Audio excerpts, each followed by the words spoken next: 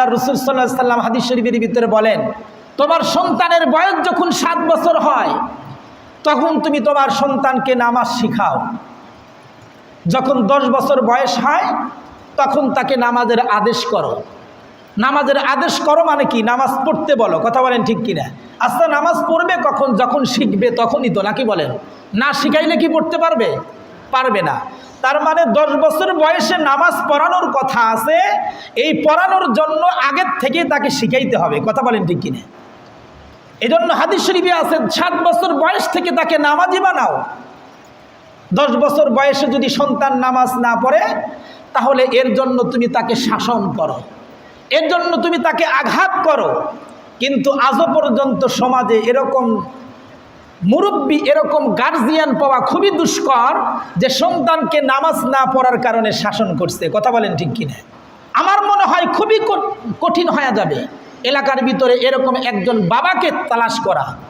কিন্তু কোচিং সেন্টারে না যাওয়ার জন্য, একদিন স্কুলে না যাওয়ার জন্য, এটার জন্য কিন্তু শাসন হয়েছে। কথা বলেন ঠিক কিনা?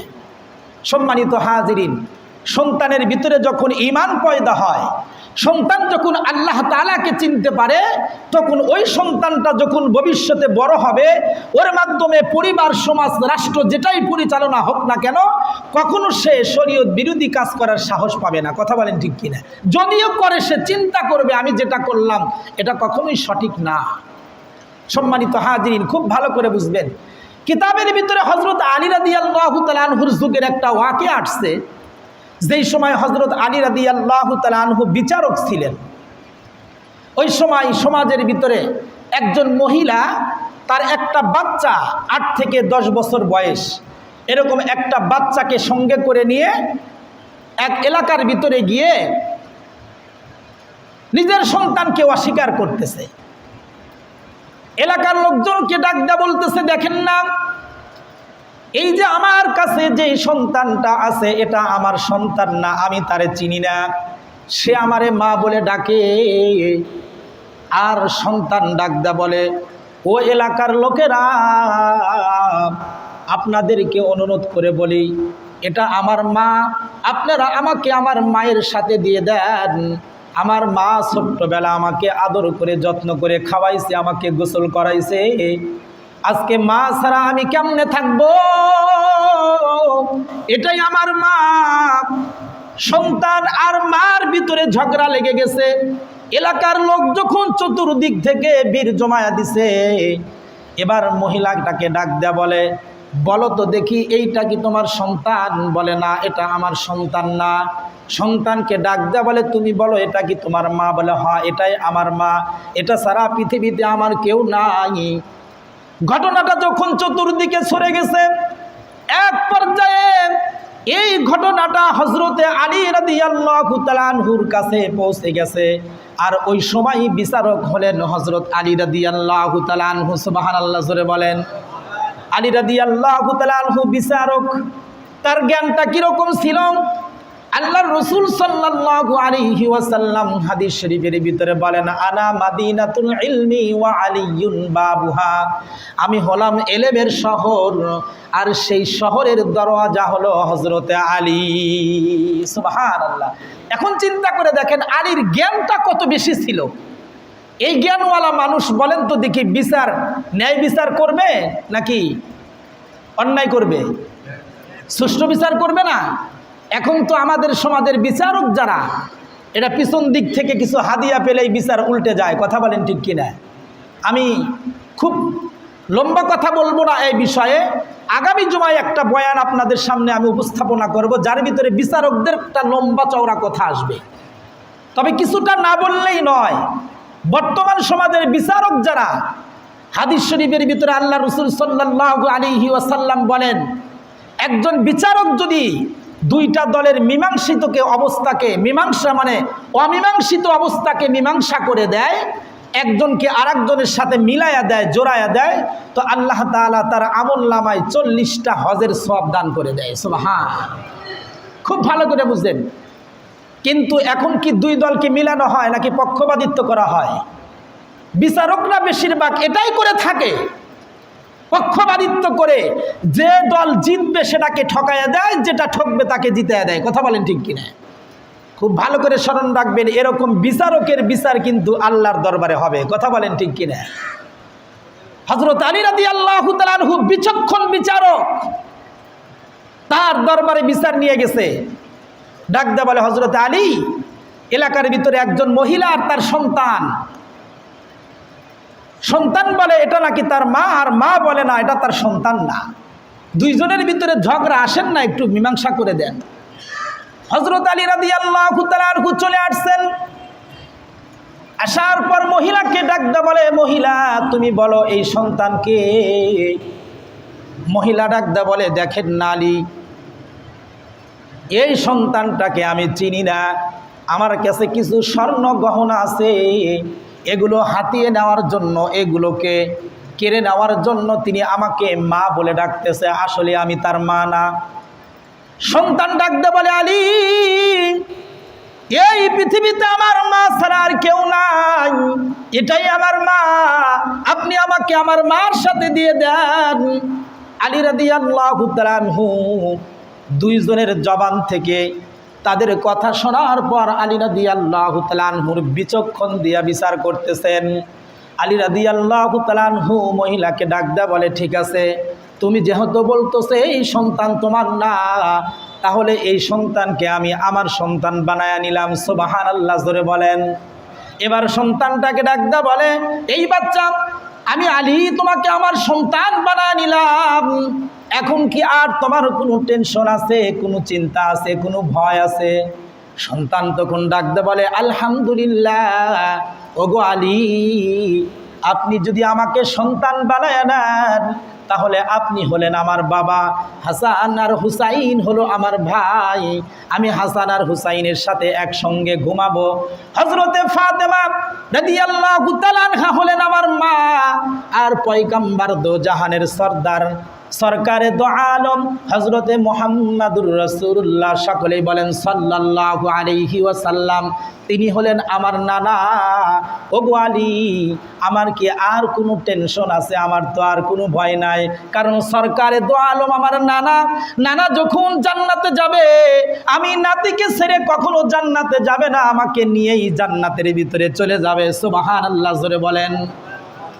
আলী সন্তানটাকে নিজের সন্তান বানায় নিয়েছে। এবার আলী রাদিয়াল্লাহু তাআলা আনহু মহিলাটাকে ডাক দেয়া বলে, মহিলা, তুমি যেহেতু বলছো এই সন্তানকে তুমি চেনো না, একে আমি আমার সন্তান বানায় নিলাম, তবে নিজের সন্তানের উপরে নিজের গার্জিয়ানের কিছু অধিকার থাকে, নিজের সন্তানের উপরে নিজের বাবার কিছু অধিকার থাকে। এখন আমি আমার এই ছোট্ট বাচ্চাটাকে বিবাহ করাইতে চাই। তুমি যেহেতু বলছো এই দুনিয়াতে তোমার কেউ নাই, এই বাচ্চাও তোমার কেউ হয় না, তাহলে এখন আমি তোমাকে আমার এই পুত্র বধূ বানায় আমার বাড়িতে নিতে চাই। সুবহানাল্লাহ জোরে বলেন। মহিলা তখন চোখের পানি ফেলে দিয়া বলে, আলী, নিজের সন্তানকে কখনো কি স্বামী হিসাবে গ্রহণ করা যায়? হযরত আলী রাদিয়াল্লাহু তাআলা আনহু বলেন, কিছুক্ষণ পূর্বেই তুমি বললা এটা তোমার সন্তান না, তুমি এটাকে চেনো না, এখন আবার নিজে স্বীকার করো এটা তোমার সন্তান হয়। মহিলাটা ডাক দেয়া বলে, গো আলী, এই সন্তানের বাবা কিছুদিন আগে আল্লাহর পয়গম্বরের যুদ্ধের ময়দানে গিয়া নিজের জীবনটাকে আল্লাহর রাস্তায় বিলীন করে দিয়ে শহীদ হয়ে গেছে। সুবহানাল্লাহ জোরে বলেন। আমি মা, আমার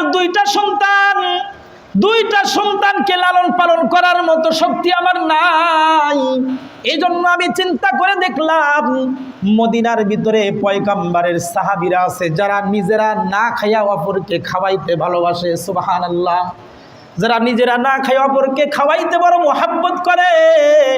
এই জন্য আমি চিন্তা করে দেখলাম, আমার সন্তানটাকে কোনো রকম কৌশলে যদি মদিনায় রেখে আসতে পারি, আর কোনো সাহাবীর ঘরে যদি আমার সন্তানটা ঢুকে যায়, তাহলে আমার সন্তানের জিন্দেগিতে আর কোনো টেনশন থাকবে না। সুবহানাল্লাহ। কৌশলটা কি দেখছেন বিচারের?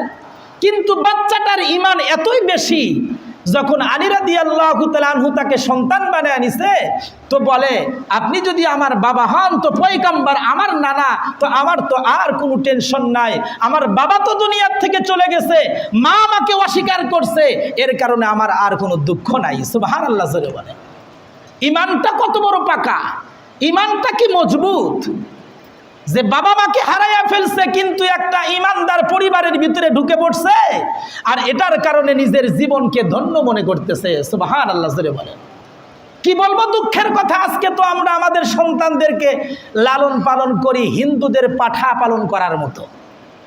কথাই কথা মনে পড়ে গেল, আমাদের এক ওস্তাদ বলেছিল, এক হিন্দু বেটা বাজার থেকে 2টা ছাগল কিনে নিয়ে আসছে। 2টা ছাগল কিনে নিয়ে আসছে, তো একটাকে খুব আদর করে, যত্ন করে, এটাকে দুধ কলা খাওয়ায়, বাজার থেকে পাউরুটি নিয়ে খাওয়ায়, এরপরে দেখবেন যত উন্নতের খাবার আছে ভুসি এগুলো তাকে খাওয়ায়, কিন্তু আরেকটা যা আছে পাশে বেঁধে রাখছে, ওকে তেমন খাবার দেয় না, এই পান্তা ভাতের একটু ঝোল অথবা একটু সামান্য কিছু ঘাস একে খাইতে দেয়, কিন্তু আরেকটাকে খুব উন্নত ধরনের খাবার খাওয়ায়। এখন যাকে দুধ কলা খাওয়ায় অথবা উন্নত মানের খাবার খাওয়ায়, এই ছাগলটা যাকে কম খাওয়ায় তাকে ডাক দেয়া বলতেছে, দেখছিস মালিক আমাকে কত মহাব্বত করে, কত ভালোবাসে, একই বাজার থেকে কিনে নিয়ে আসছে, একই বাড়িতে আমরা বসবাস করি, কিন্তু মালিক আমাকে দামি খাবার খাওয়ায় কিন্তু তোমাকে কম দামি খাওয়ায়। কথাটা খুব ভালো করে বুঝেন।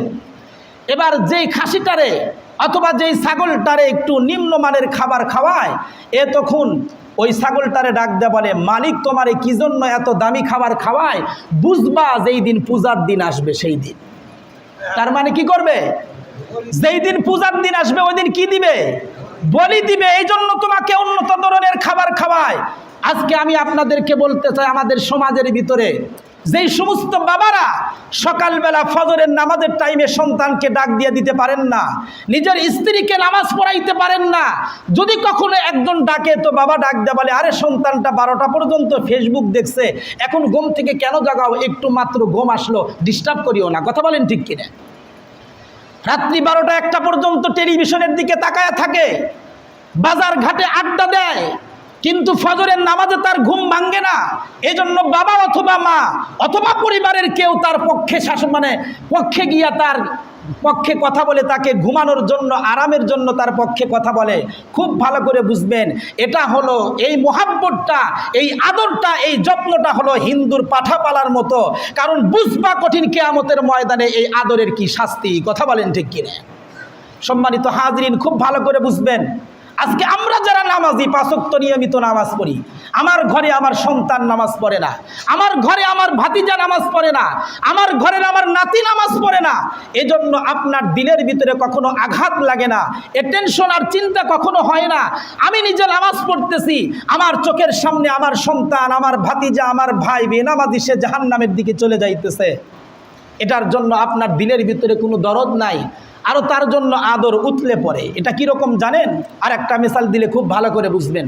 আমরা একটা পত্রিকার ভিতরে আদর্শ নারী অথবা আল কাউসার একটা পত্রিকা ছাত্র জীবনে পড়েছিলাম, ঘটনাটা বেশ মনে আছে। ওই পত্রিকা একটা বইয়ের ভিতরে লেখা আছে, একজন সৎ মা, স্বামীর স্ত্রী মারা গেছে, একটা সন্তান দুনিয়াতে রেখে, এখন বাবা চিন্তা করতেছে এই সন্তানকে লালন পালন কে করবে, এটাকে লালন পালন করার জন্য নতুন করে একটা বিবাহ করি। আচ্ছা, বিবাহ করে যে স্ত্রীকে নিয়ে আসছে, এটা এই সন্তানের কি সৎ মা না? সৎ মাই তো বলে, নাকি বলেন? আচ্ছা, সৎ শব্দের অর্থ কি? ভালো না? সৎ মা শব্দের অর্থ ভালো মা, নাকি বলেন? মানে যেই মার আচরণটা ভালো হয় এটাকে বলে সৎ মা, আর যার আচার ব্যবহার খারাপ হয় এটাকে সৎ বলা হয় না। কথা বলেন ঠিক কিনা? এখন এই সৎ মা বাড়িতে আসছে, আসার পরে বেশ কিছুদিন পরে তার গর্ভের আর একটা সন্তান, সেও বেশ বড় হয়ে গেছে। এখন এই মহিলা কি করে, নিজের সন্তানকে হাত ধরে হাঁটায়, আর ওই যে সৎ ছেলে যেটা আছে এটাকে কোলে করে রাখে, কোলে করে নিয়ে আর নিজের সন্তানের হাত ধরে পুরো এলাকার ভিতরে ঘোরে। এলাকার মানুষ দেখে আর বলে, আহ কত সুন্দর সৎ মা, দেখছো নিজের সন্তানটারে হাঁটায় কিন্তু অপরটারে কোলে করে রাখে, কত মোহাব্বত করে, কত ভালোবাসে। এরকম মা যদি ঘরে ঘরে হইতো। এখন এই মহিলাটা কি বলে জানেন? মহিলাটা বলে, আমার সন্তানরে হাত ধরে হাঁটাইতেছি আর সৎ সন্তানটারে কোলে করে রাখতেছি কি জন্য জানো? কারণ হলো এই সন্তান, সৎ সন্তানকে যে কোলে করে রাখতেছি, এ হাঁটা শিখবে না, ওর পায়ের তালু নরম থাকবে। আর আমার সন্তান যে মানে জমিনে হাঁটতেছে, এটার কারণে ওর পায়ের তালু শক্ত হবে। ও যখন বড় হবে ভবিষ্যতে ওর রিজিকের অভাব হবে না। ও কৃষিকাজ করে হোক, যে কোনোভাবে হোক ইনকাম করে ওর জীবিকা অর্জন করতে পারবে। কিন্তু কোলে করে যাকে রাখলাম, ওর পায়ের তালু মানে নরম হওয়ার কারণে ও ক্ষেত খামারে কাজ করতে পারবে না, মানুষের বাড়িতে ভিক্ষা করতে হবে। এখন বলেন তো দেখি, বাহ্যিক দৃষ্টিতে আমরা দেখছিলাম যেটা, এটাই কি পাওয়া গেল নাকি বিপরীত দিকটা পাওয়া গেল? সেটা হলো কি, নিজের সৎ সন্তানটারে কোলে করে রাখছে, মনে করছিলাম না জানি মাটা কত ভালো, কিন্তু উদ্দেশ্য সৎ না অসৎ? উদ্দেশ্য কি অসৎ?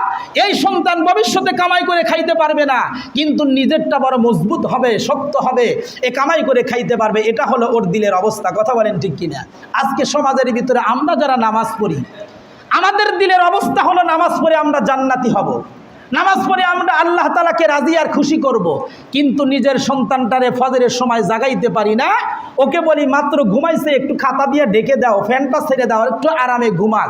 এই যে সৎ মায়ের মতো আদর করতেছি, এই আদর আসলেই আদর না, এটা হলো নিজের হাতে নিজের সন্তানকে জাহান্নামের দিকে ঠেলে দিতেছি। কথা বলেন ঠিক কিনা?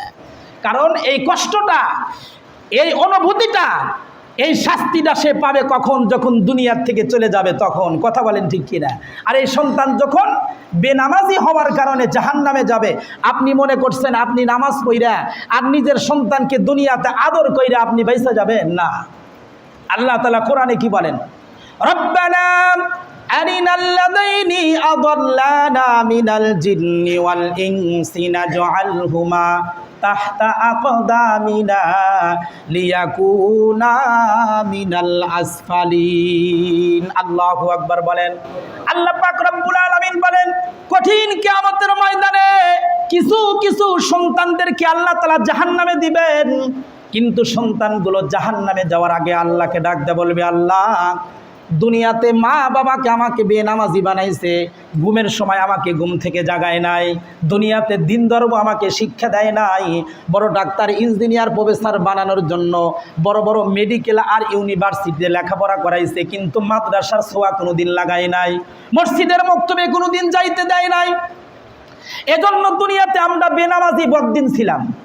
আজকে এই কারণে জাহান্নামে যাইতে হইতেছে। আল্লাহ আপনার কাছে অনুরোধ করি, যেই মা বাবার কারণে আমরা জাহান্নামী হইলাম, সেই মা বাবাকে আমাদের সামনে উপস্থিত করে দেন। আল্লাহ তাআলা মা বাবাকে উপস্থিত করে দিবেন। এই জাহান্নামী সন্তানগুলো মা বাবার বুকের উপরে পা রেখে তারা জাহান্নামের ভিতরে চলে যাবে, আর মা বাবাকেও জাহান্নামী বানায় দিবে। নাউজুবিল্লাহ। এই জন্য সন্তানকে মোহাব্বত করেন, খুব ভালো কথা, এটা নবীজির সুন্নাত। আল্লাহ তাআলা মোহাব্বত সকলকেই দিছেন, কিন্তু সন্তানকে নামাজ না পড়ায়া ঘুমায়া রাখলেন, এই মোহাব্বত করার কোনো দরকার নাই। এই মোহাব্বতই ভবিষ্যতে আপনাকে জাহান্নামী বানায়া দিবে। কথা বলেন ঠিক কিনা? এজন্য আল্লাহ তাআলার সাথে মোহাব্বত লাগাইয়া দেন, আল্লাহ তাআলার সাথে সম্পর্ক গড়াইয়া দেন।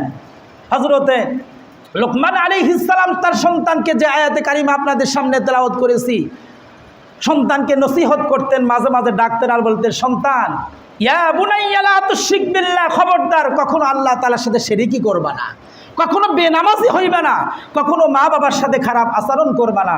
নিজের বাবা নিজের সন্তানকে মাঝে মাঝে ডাকতো আর এই নসিহতগুলো তাকে করে দিত। সুবহানাল্লাহ। আমরা কি কখনো সন্তানদেরকে ডাইকে নামাজের নসিহত করছি, দিনের নসিহত করছি? না, বরং ঘরের ভিতরে ডিশ লাইন আর বিশাল বড় টেলিভিশন কিনে দিছি, আর সন্তান সারা রাত্রি সারাদিন টেলিভিশন দেখে দেখে গুনাহ করে, আর বাবা তার হালাল কামাই দিয়ে সেই টেলিভিশন আর ডিশ লাইনের চার্জ দেয়। কথা বলেন ঠিক কিনা? এটার ভ্যাট দেয়। মনে রাখবেন, কঠিন কিয়ামতের ময়দানে আল্লাহ তাআলা 5টা প্রশ্ন করবেন, তার ভিতরে একটা থাকবে সম্পদ কিভাবে আয় করছো আর কিভাবে ব্যয় করছো। এই যে 300 টাকা মাসে সন্তানের টেলিভিশনের ডিশ লাইনের বিল আপনি দিলেন, এটার হিসাব কঠিন কিয়ামতের ময়দানে আপনার হবে। কথা বলেন ঠিক কিনা? এটার বিচারও আপনার হবে। সম্মানিত হাজিরিন, বলতেছিলাম নিজের সম্পর্ক, নিজের সন্তান আর আহাল পরিবারের সম্পর্ক গড়াইয়া দেন আল্লাহর সাথে, তাহলে আল্লাহ পাক রব্বুল আলামিন এই উসিলায় ক্ষমা করে দিতে পারে। সুবহানাল্লাহ। কিতাবের ভিতরে আসছে, সাদ্দাত নামে একজন বাদশা দুনিয়াতে ছিল। যে পুরো পৃথিবীর বাদশা ছিল, সম্পদের কোনো অভাব ছিল না। আল্লাহ পাক রব্বুল আলামিন একদিন আজরাইল আলাইহিস সালামকে ডাক দেয়া বলে, আজরাইল, দুনিয়াতে কত মানুষের জান তুমি বের করলা, বলো তো দেখি কোনো মানুষের জান বের করতে গিয়া কি তোমার কষ্ট লাগছে? আজরাইল আলাইহিস সালাম সাথে সাথে কেঁদে দিছেন। মালাকুল মউত আল্লাহ পাক রব্বুল আলামিনকে ডাক দেয়া বলে, আল্লাহ, পৃথিবীর কত মানুষের জান বের করলাম, কিন্তু দুইটা মানুষের জান বের করতে গিয়ে আমার বড় মায়া লাগছে, বড় কষ্ট লাগছে। আল্লাহ পাক রব্বুল আলামিন জিগাইলেন, কোন দুই ব্যক্তির জান বের করতে তোমার মায়া লাগলো, কষ্ট লাগলো? মালাকুল মউত ডাক দেয়া বলে, আল্লাহ, একদিন সমুদ্রের ভিতরে দিয়ে একটা জাহাজ যাইতেছিল, জাহাজের ভিতরে শত শত মানুষ ছিল, কিন্তু ঘূর্ণিঝড়ের কারণে সব মানুষ ইন্তেকাল করেছিল, কিন্তু একজন মহিলা, সে জাহাজের ভিতরে একটা কাষ্ঠখণ্ড ছিল, একটা তক্তা ছিল, এই তক্তার উপর ভর করে সে মৃত্যুর থেকে বেঁচে গেল। ছোট্ট একটা তক্তার উপরে ভাসতেছিল। মহিলাটা তার পেটের ভিতরে সন্তান, গর্ভবতী হামেলা সন্তান জন্ম হওয়ার কাছাকাছি সময় জাহাজটা পানির ভিতরে ডুবে গিয়ে পৃথিবী, জাহাজের ভিতরে সব মানুষ মারা গেল, কিন্তু মহিলাটা এই কাষ্ঠখণ্ডের উপর জীবিত অবস্থায় সাগরের ভিতরে ভাসতেছিল। এমতো অবস্থায় তার প্রসব বেদনা শুরু হয়ে গেল। বলুন তো দেখি কষ্টটা কিরকম? একদিক থেকে পাশে যারা ছিল সবাই ইন্তেকাল করছে, আবার একটা গভীর সাগরের ভিতরে, সমুদ্রের ভিতরে ছোট্ট একটা তক্তার উপরে নিজের জীবনটাকেই বাঁচানো বড় মুশকিল। এমতো অবস্থায় আবার যখন পেইন্ট শুরু হয়ে গেছে, নিজের বাচ্চা প্রসব হওয়ার ব্যথা দেখা দিছে, বলেন তো দেখি একটা মার মাথার ভিতরে টেনশন আসবে কি আসবে না? চিন্তায় বিভোর হয়ে গেছেন। কিন্তু সত্যি সত্যি ওই সাগরের ভিতরে ছোট্ট একটা তক্তার উপরে সন্তান প্রসব হয়ে গেছে। সাগরের ভিতরে সন্তানের রক্ত মুছে দেওয়ার মতো কেউ নাই, সন্তানটাকে আদর করার মতো কেউ নাই।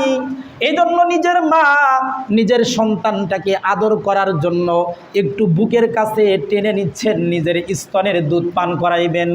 এমন সময় আল্লাহ পাক রব্বুল আলামিন মালাকুল মউতকে ডাক দেয়া বলে, আজরাইল, যাও যাও, ওই যে সাগরের ভিতরে একজন মা তার সন্তানকে প্রসব করে দিছে, ওই সন্তানকে দুধ পান করানোর জন্য নিজের মা তার নিজের বুকের কাছে সন্তানকে টানতেছে। আজরাইল, তুমি যাও, সন্তানকে দুধ যেন পান করাইতে না পারে তার আগেই তুমি মার জীবনটাকে বের করে নিয়ে আসবা। এমন কষ্টের মুহূর্তে আজরাইল আলাইহিস সালাম ডাক দেয়া বলে, আল্লাহ, সমুদ্রের ভিতরে সাগরের ভিতরে কেউ নাই, বাচ্চাটার শুধুই তার মা প্রসব বেদনার কারণে সন্তানটারে আদর করতে পারে না, একটু দুধ পান করানোর জন্য বুকের কাছে টেনে নেয়। ওই সময় আপনি আমাকে মার জানটাকে বের করতে বললেন, ওই বাচ্চার কথা স্মরণ করে করে আমার বড় মায়া লাগছে, কষ্ট লাগছে। আল্লাহু আকবার, জোরে বলেন। মা যখন দুনিয়ার থেকে বিদায় নিয়ে চলে গেছে, কিন্তু সন্তান কাষ্ঠখণ্ডের উপরে সাগরের ভিতরে ভাসতেছে। আল্লাহ পাক রব্বুল আলামিন বাসাইতে বাসাইতে আস্তে আস্তে আস্তে আস্তে করে তাকে কিনারায় নিয়ে গেছেন। সুবহানাল্লাহ। কারণ মারে আল্লাহ, রাখে কে? রাখে আল্লাহ, মারে কে? আল্লাহ পাক রব্বুল আলামিন যদি কাউকে মারেন পৃথিবীর কেউ বাঁচাইতে পারে না, কথা বলেন ঠিক কিনা? আর যদি কাউকে বাঁচান তো পৃথিবীর কেউ মারতে পারে না। এবার বাচ্চাটা তো ছোট্ট একটা কাষ্ঠখণ্ডের উপরে ভাসতেছে, ভাসতে ভাসতে জঙ্গলের ভিতরে এক কিনারায় গিয়ে থেমে গেছে। কিতাবের ভিতরে আছে একটা বাঘ তাকে কামড় দিয়া জঙ্গলের ভিতরে উঠাইয়া নিয়ে গেছে। এরকম রিওয়ায়াত পাওয়া যায় যে বাঘ নিজের দুধকে সন্তানকে পান করায় তাকে বড় করছে। সুবহানাল্লাহ। আর এক রিওয়ায়াতে আছে এক বাদশা তাকে কুড়ে পাইছে। বাদশা কুড়ে পাওয়ার পরে তার বাড়িতে নিয়ে গিয়ে তাকে লালন পালন করছে। এক পর্যায়ে বাদশাহীর পরিবারের সবাই দুনিয়ার থেকে চলে গেছে, বাদশাহীর দায়িত্ব, রাজত্ব এই বাচ্চার উপরে চলে আসছে। সুবহানাল্লাহ, জোরে বলেন। দেখেন আল্লাহ তাআলা কি করতে পারে। পৃথিবীতে যার কেউ নাই, গভীর সাগরের ভিতর থেকে আল্লাহ তাআলা হেফাজত করে শেষ পর্যন্ত পুরা দুনিয়ার বাদশা বানিয়ে দিলেন। সুবহানাল্লাহ। এই জন্য আল্লাহ তাআলা বলেন, কুলিল্লাহুম্মা মালিকাল মুলকি তুতিল মুলকা মান তাশা ওয়া তানজিউল মুলকা মিম্মান তাশা ওয়া তুইজ্জু মান তাশা ওয়া তুদিল্লু মান তাশা বিয়াদিকাল খায়র ইন্নাকা আলা কুল্লি শাইইন কাদির। আল্লাহ পাক রব্বুল আলামিন বলেন, আমি যারে ক্ষমতা দেই তারে কেউ ছোট করতে পারে না, আর যারে ছোট করি তারে কেউ বড় করতে পারে না। কথা বলেন ঠিক কিনা? আল্লাহ তাআলা ইচ্ছা করলে সকালে মানুষকে ধনী বানাইতে পারেন, বিকালে ফকির বানাইতে পারেন। পারেন কি পারেন না? এই ক্ষমতা আল্লাহর আছে না নাই? আল্লাহ তাআলা ইচ্ছা করলে সব কিছু করতে পারেন। মৃত্যুর থেকে জীবিত, আল্লাহ তাআলা জীবিত থেকে মৃত্যু বের করতে পারেন। কথা বলেন ঠিক কিনা? মুরগির ডিম জীবিত না মৃত্যু? কিন্তু সেখান থেকে জীবিত মুরগির বাচ্চা আল্লাহ বের করেন কি করেন না? আল্লাহু আকবার। আল্লাহ তাআলা সব কিছু পারেন। তো ছোট্ট বাচ্চাকে আল্লাহ তাআলা বাদশাহী দান করলেন। এটাই ভবিষ্যতে হয়ে গেল বাদশাহ সাদ্দাত। যখন এর কাছে আল্লাহ তাআলার ধর্মের দিনের দাওয়াত নিয়ে তার কাছে যাওয়া হলো, পয়গম্বর গিয়ে তার কাছে বলে, সাদ্দাত বাদশাহ আপনি কালেমা পড়েন, কালেমা পড়ে যদি আপনি মুসলমান হয়ে যান তো আল্লাহ তাআলা আপনাকে বিশাল বড় জান্নাত দান করবে। সুবহানাল্লাহ। আপনি যে দুনিয়ার রাজত্ব করতেছেন, এই দুনিয়ার 10 দুনিয়ার সমান সর্বনিম্ন জান্নাত, এটার রাজত্ব আল্লাহ তাআলা আপনাকে দান করবেন। সাদ্দাত তখন ডাকদা বলে, সেই জান্নাতে কি থাকবে? বলে, জান্নাতে কোনো কিছুর অভাব নাই। বিশাল বড় রাজমহল, স্বর্ণের রিট, রূপার রিট, আর এরকমভাবে তার ভিতরে হুরপরির কোনো অভাব থাকবে না, খানাপিনার কোনো অভাব থাকবে না। সাদ্দাত এবার ডাকদা বলে, এরকম জান্নাত আমি দুনিয়াতেই বানাইতে পারবো। নাউজুবিল্লাহ জোরে বলেন। কি বলল? এরকম জান্নাত আমি দুনিয়াতেই বানাইতে পারি। কথাই কথা মনে পড়ে গেলে কি বলবো আপনাদেরকে, বড় দুঃখের বিষয়। একদিন শুক্রবার আসর নামাজের পরে এখান থেকে দাওয়াতের উদ্দেশ্যে আমরা বের হয়েছি, বাজারের দিকে যাইতেছি।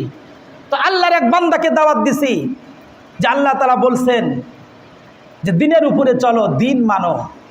লোকটা তখন ডাক দে বলে, হুজুর দিনের উপরে চলি, রাত্রে চলি না। নাউজুবিল্লাহ জোরে বলেন। কি বলে? কয় দিনেই চলি, রাত্রে চলি না। আচ্ছা বলেন তো দেখি, কথাটা বলার কারণে ধর্মকে কটূক্তি করলো কিনা, উপহাস করলো কিনা?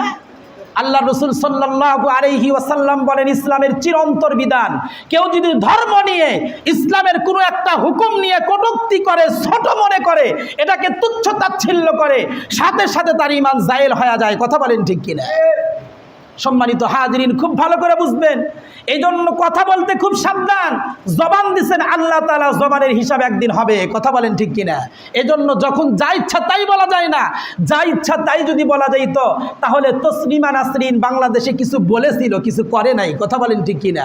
কিন্তু বলার কারণে বাংলাদেশে থাকার সুযোগ হয়েছে না, বাংলাদেশ থেকে বিতাড়িত হয়েছে। এই জন্য সব কিছু বলা যায় না। সম্মানিত হাজিরিন, এই বাদশা সাদ্দাত বলে, আমি তো জান্নাত বানাইতে পারি, আমার তো সম্পদের কোনো অভাব নাই। নাউজুবিল্লাহ জোরে বলেন। এবার বাদশা সাদ্দাত একটা জান্নাত বানাইছে। সেই জান্নাতের ভিতরে কোনো কিছুর অভাব নাই, সব কিছু অ্যাভেলেবেল তার ভিতরে পাওয়া যায়। জান্নাত উদ্বোধন করার জন্য এবার দেশের ভিতরে এলান করছে, সবাই জান্নাতটা দেখার জন্য যাইতেছে। আর বাদশা সাদ্দাত জান্নাতকে উদ্বোধন করবেন, ঘোড়ার উপরে সোয়ার হয়েছে। আল্লাহ পাক রব্বুল আলামিন আজরাইলকে ডাক দেয়, বলে, আজরাইল, এই সাদ্দাত যখন জান্নাতকে উদ্বোধন করার জন্য যাবে, এক পা ঘোড়ার উপরে থাকবে, আর এক পা ঘোড়ার থেকে মাটিতে নামাবে, ওই সময় তুমি তার জানটাকে বের করে নিবা।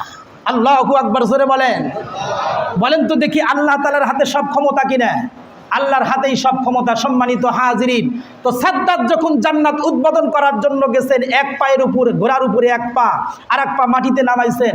এমতো অবস্থায় আজরাইল মালাকুল মউত বৃদ্ধ বয়সের একটা লোকের সুরত ধরে জান্নাতের গেটে দাঁড়ানো আছে। সুবহানাল্লাহ জোরে বলেন। বাদশা সাদ্দাত ডাকতে বলে, কে রে এত বড় সাহস? আমি জান্নাত বানাইছি, এখনো উদ্বোধন করি নাই, আর তুমি জান্নাতের গেটে দাঁড়ানো আছো? তাড়াতাড়ি বের হও, আমি সর্বপ্রথম জান্নাতের ভিতরে ঢুকবো। মালাকুল মউত বলে, আমি এমন একজন ব্যক্তি যে আসলে আর কখনো ফেরত যাই না। সুবহানাল্লাহ জোরে বলেন। আমি আসলে আর কখনো ফেরত যাই না, আমি হলাম মালাকুল মউত, তোমাকে নেওয়ার জন্য আসছি।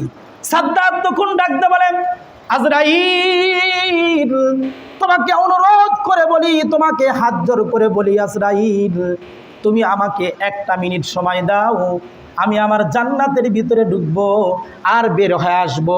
এই সুযোগটা তুমি আমাকে দাও, কারণ মৃত্যুর পরে আল্লাহর বানানো জান্নাত আমি পাবো না।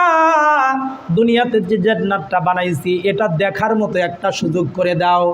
মালাকুল মউত আজরাইল ডাকদা বলে, আল্লাহর হুকুম অমান্য করার শক্তি আমার ভিতরে নাই। তোমার এক পা মাটিতে আর এক পা ঘোড়ার উপরে থাকবে, এমতো অবস্থায় তোমার জানটাকে বের করে আমি নিয়ে যাব। এই জানটাকে বের করে আল্লাহ নিয়ে গেছেন।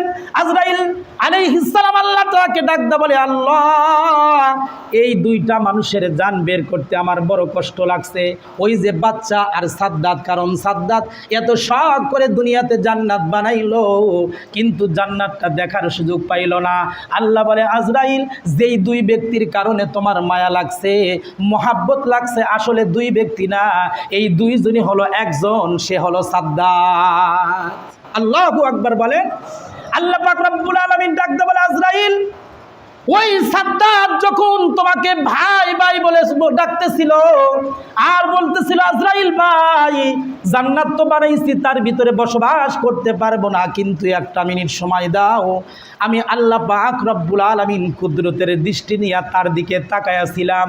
সাদ্দাত তোমারে আজরাইল ভাই বলে ডাক দিয়া যদি আমারে একবার আল্লাহ বলে ডাক দিত, তাহলে আমি তার পিছনের সব গুনাহ মাফ করে আমার নিজের হাতে বানানো জান্নাত আমি তাকে দান করে দিতাম। সুবহানাল্লাহ। এজন্য আল্লাহ তাআলা বড় দয়ার মায়ার দৃষ্টিতে আপনার আমার দিকে তাকায় থাকেন, আর আল্লাহ তাআলা উসিলা তালাশ করেন। এজন্য সন্তানদেরকে দিন শিখান, নামাজি বানান। যদি কখনো আল্লাহ তাআলা কবুল করে নেয়, তো আল্লাহ তাআলা যদি রহমতের দৃষ্টিতে আপনার আমার দিকে তাকান, তাহলে আল্লাহ তাআলা একটা নেক আমল যদি কবুল হয়, ওটা নাজাতের জন্য যথেষ্ট হইবে। কথা বলেন ঠিক কিনা?